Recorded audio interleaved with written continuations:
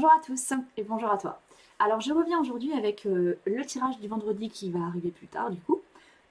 Alors, ce tirage-là, je le fais sur le thème du karma dharma.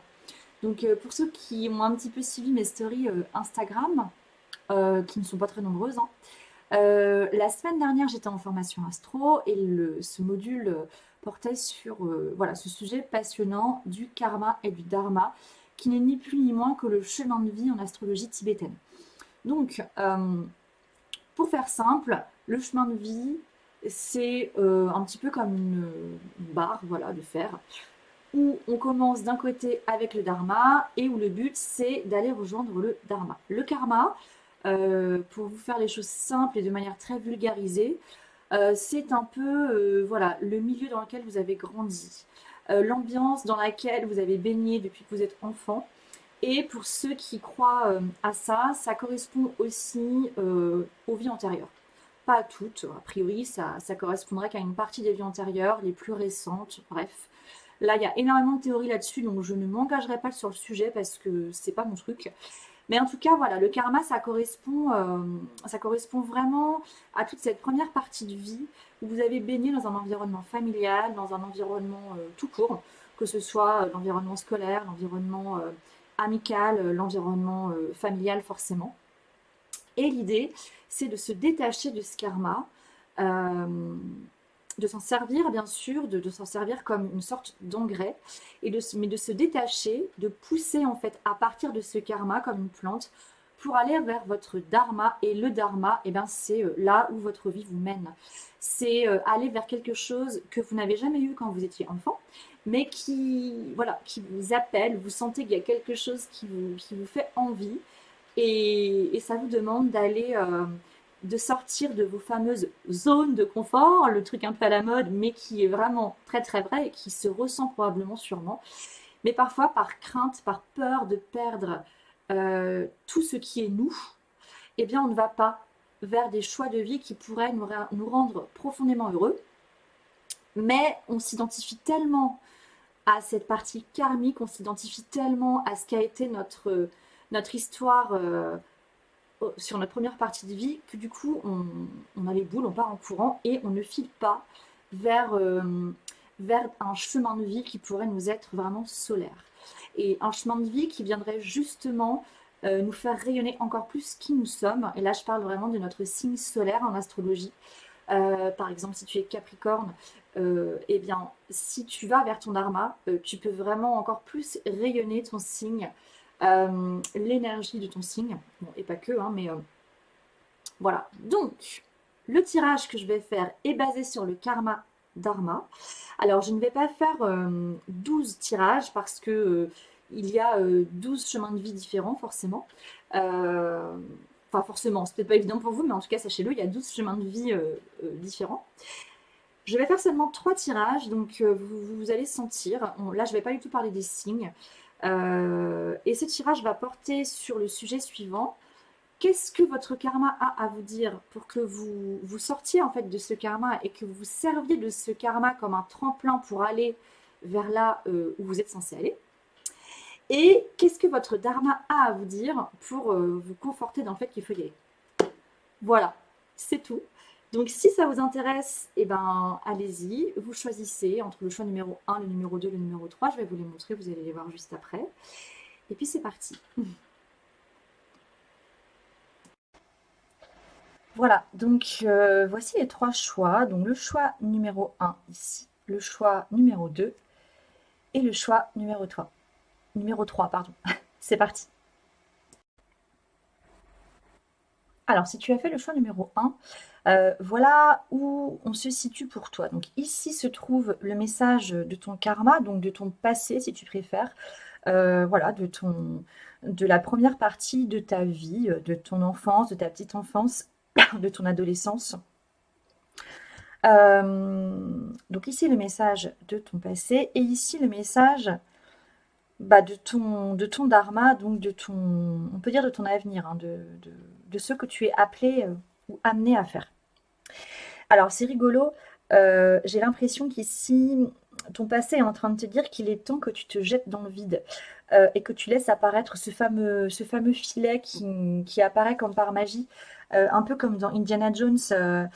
Je ne sais plus dans quel, euh, dans quel film il doit passer un espèce de gouffre et en fait il faut qu'il mette le pied dans le vide. Il doit vraiment faire confiance et quand il met le pied dans le vide, il se rend compte qu'en fait il y a vraiment de la roche et c'est juste qu'elle se voit pas la roche parce qu'elle ressemble tellement en fait à la roche qui est verticale.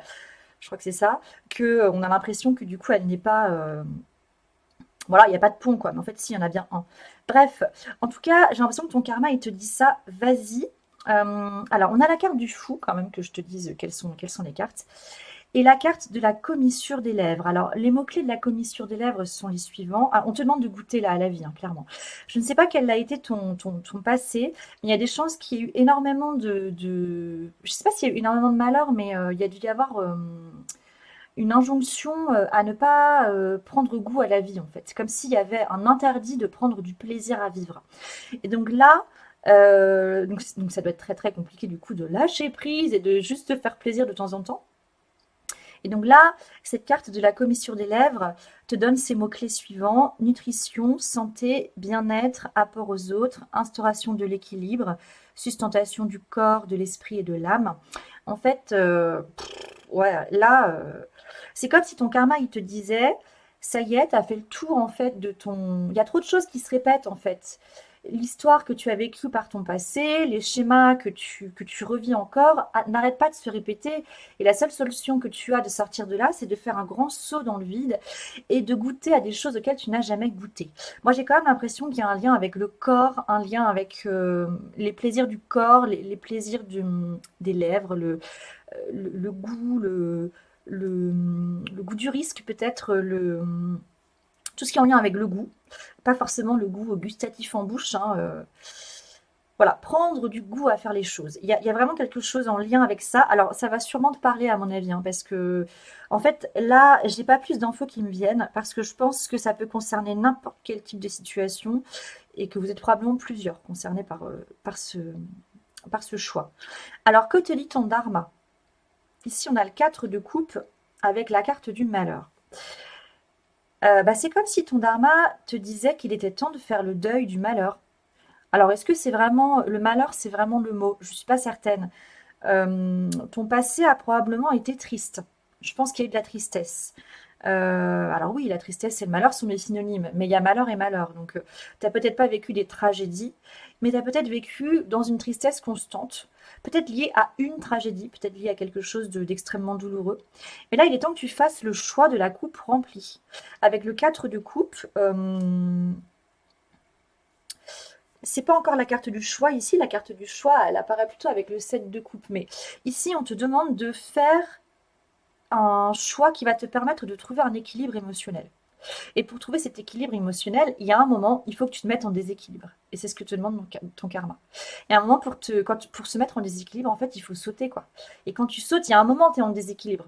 Mais c'est comme quand tu marches ou quand tu danses, en fait. Il y a un moment, tu dois lever le pied et n'être plus que sur un seul pied pour faire le pas suivant. Tu es obligé de lever cette jambe et te sentir juste en équilibre sur un pied. Et peut-être que tu peux te sentir déséquilibré, mais ça va pas durer. Et là, vraiment, ton avenir ou ton dharma, choisis le mot que tu veux. Je ne suis pas certaine qu'on puisse faire le synonyme, hein, qu'on puisse dire que le dharma soit le synonyme d'avenir, hein, mais si ça peut t'aider à plus comprendre ce que c'est que cette notion de dharma, allons-y.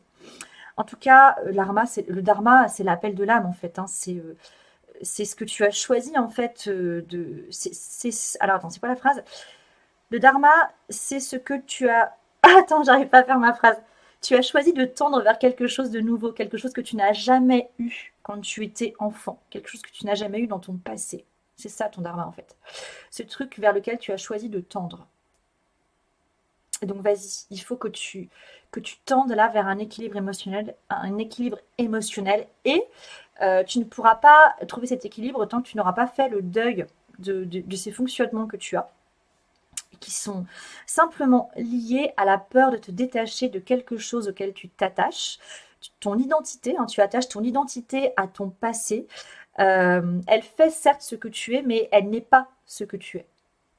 elle participe à ce que tu es aujourd'hui, mais tu n'es pas ton passé, tu es bien plus que ça.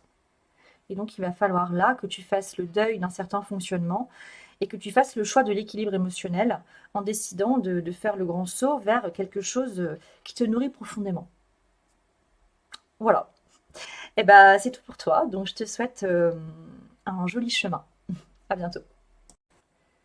Alors, si tu as fait le choix numéro 2 ici, c'est rigolo. Enfin, c'est rigolo. Alors, déjà, on a deux arcanes majeures, donc je pense que il est temps là que tu fasses quelque chose. Ici, c'est ton karma. Ici, c'est ton dharma. Donc, ton karma ou ton passé, hein, ton enfance, petite enfance, enfance, adolescence, jeune adulte aussi. Hein, euh, là, ton karma, il te dit, allez, quoi, sers-toi de tout ce que tu as vécu pour toucher ton étoile, pour aller vers ce qui brille, pour aller vers ce que tu as vraiment envie de faire, pour aller vers ce qui te met en joie. Ici, on a la carte du joyeux, ça se voit peut-être pas très bien avec le faux jour. Les mots-clés sont les suivants: bonheur, ravissement, interaction, bonne volonté, franche communication, persuasion amicale et expression de soi. Ouais, il y a vraiment un appel à aller vers la couleur, vers la beauté, vers le joyeux, vers... Ouais, tu peux plus rester assis ou assise là à regarder en fait. Mais il faut que tu sois acteur maintenant de ça. Ton karma, il te dit que là, tu dois être acteur. Donc probablement que tu as dû être énormément passif en fait à une époque. Passif du bonheur des autres. Non, plutôt pas ça. Spectateur du bonheur des autres, mais pas du tien. Et ça, c'est pas possible, hein. Tu dois, tu peux plus rester comme ça. Alors, ton dharma te dit, alors, ce qui sort avec le dharma, c'est l'empereur et la carte de la racine. Donc là, bon, ce que je vois ici, moi, c'est beaucoup la loi du père, un système enraciné, très fort, très puissant, un peu sombre, euh, qui pourrait te dire justement, ben, tu n'as pas le droit au bonheur en fait, parce que c'est pas ça que d'être un homme ou c'est pas ça que d'être un adulte, plutôt, c'est pas ça que d'être un adulte. Et là, ton dharma, il te dit de sortir de là en fait. Alors, ton dharma, ou ton chemin de vie, ou ton avenir, ou l'appel de ton âme, appelle ça comme tu veux, mais en tout cas là, le dharma, c'est ce vers quoi tu as choisi de tendre, d'accord? Eh bien, tu as choisi de tendre vers une réconciliation avec ta lignée. Ça veut dire accepter qu'il est fort probable que tu aies eu peut-être un père très autoritaire, ou en tout cas une famille très autoritaire, avec des schémas extrêmement rigides, extrêmement euh, ouais, à angle droit, quoi, hein. Des schémas à angle droit où la courbe est interdite, avec un cadre beaucoup trop serré. Euh, mais tu as gagné probablement de très belles qualités en fait, avec ce cadre très serré, avec cette loi du père. Ouais, vraiment la loi du père là. Mm. Il y a quelque chose de très lourd. Mais en fait, clairement, ce truc-là, ton dharma te dit que ce truc-là très rigide, il t'aide. Il t'aide vraiment à atteindre justement ce que tu souhaites atteindre ou à suivre le chemin que tu ressens profondément que tu souhaites suivre. Je ne sais pas si c'est très français là ma phrase. Parce que pour vivre dans le bonheur, il faut aussi accepter les contraintes. Euh, et toi, tu ne peux que les accepter avec beaucoup plus de facilité. Il y a des gens qui vont vouloir être heureux, libres, et qui vont voir la liberté comme quelque chose où il y a absolument aucune contrainte. Mais c'est pas ça la vie, hein. La vraie liberté, c'est pas de se lever quand on veut le matin, de faire ce qu'on veut de ses journées. Alors ça peut arriver par moments, bien sûr. Il y a des moments où c'est des choses qu'on peut s'offrir. Mais la réalité nous rattrape, la réalité du monde terrestre, la réalité du monde réel. Et toi, là-dessus, tu es carrément bien câblé. Trop, du coup, pour le coup. Et c'est pour ça que toi, il faut que tu descendes un peu trop, que tu sortes de là pour aller vraiment vers le joyeux et la liberté de goûter au bonheur et de ne plus être juste spectateur du bonheur des autres, comme si toi tu devais travailler dur et que le bonheur c'est pas pour toi parce que tu as des responsabilités monumentales. Non, tu peux te déresponsabiliser. C'est pas parce que tu te déresponsabilises un petit peu que tu te déresponsabilises complètement. En tant qu'adulte, tu es responsable. C'est comme ça, de fait. Tu es responsable de ta vie. Tu es responsable de, peut-être que tu es responsable de tes enfants, peut-être que tu es responsable d'une maison parce que tu es propriétaire. Tu as des responsabilités. Alors peut-être que tu es complètement libre hein, et que tu vis. Enfin, je pense pas. Ça, c'est pas ça. C'est pas ton schéma, ça. Par contre, c'est peut-être vers là que tu tends. C'est peut-être vers là que tu as besoin d'aller, vers une liberté totale. Mais ta grande force, c'est que tu as tout à fait conscience qu'une liberté ne peut pas se vivre sans un minimum de contraintes parce que la réalité du monde terrestre nous rappelle, c'est comme ça. Donc, accepte, fais la paix plutôt. Il y a quelque chose ici où il faut vraiment que tu fasses la paix avec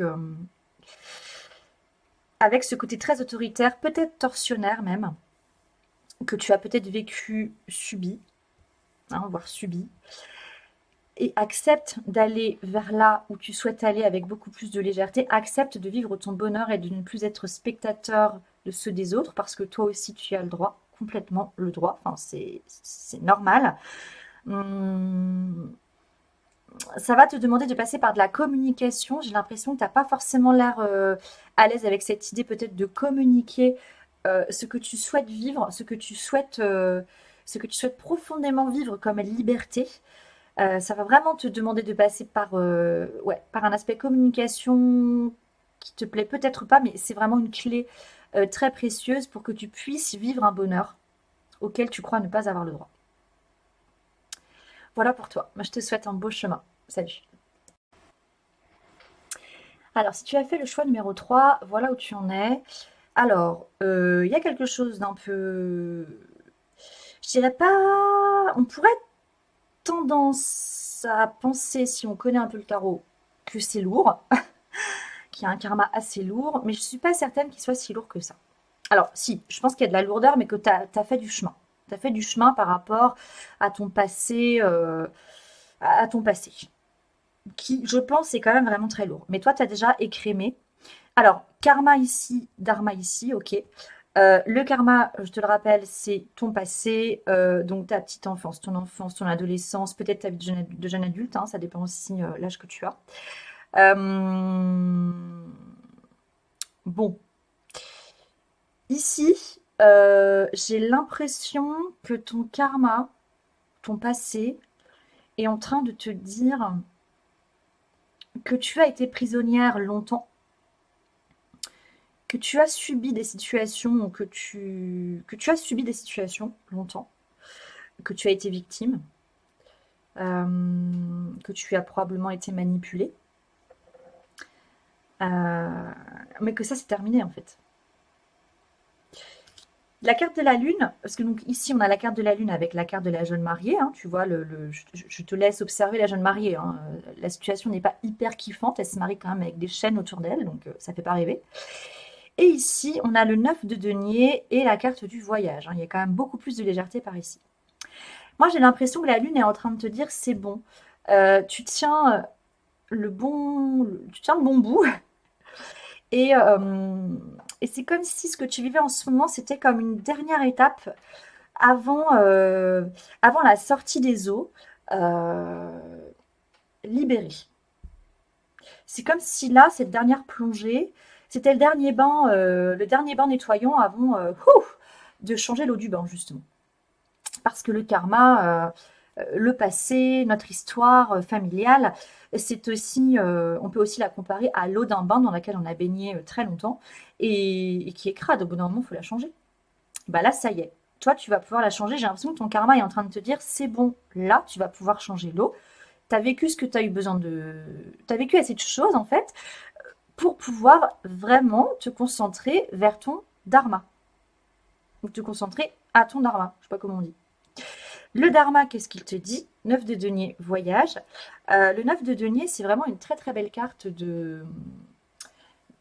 d'accomplissement dans la matière, de récolte, cette facilité que tu peux avoir à cueillir et ben, ce que tu as semé en fait.